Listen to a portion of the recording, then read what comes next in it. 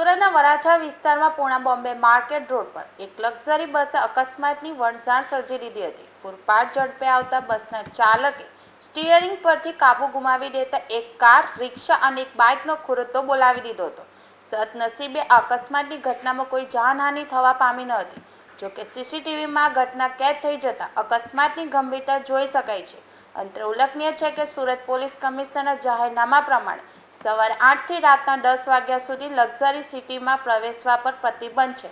ત્યારે આ જય ખોડલ ટ્રાવેલર્સની લક્ઝરી બસ 6 વાગ્યા પહેલા સુરત સિટીમાં પ્રવેશી ગઈ હતી અને સતત ટ્રાફિકથી ધમધમતા વિસ્તારમાં પહોંચીને અકસ્માત સર્જાયો હતો।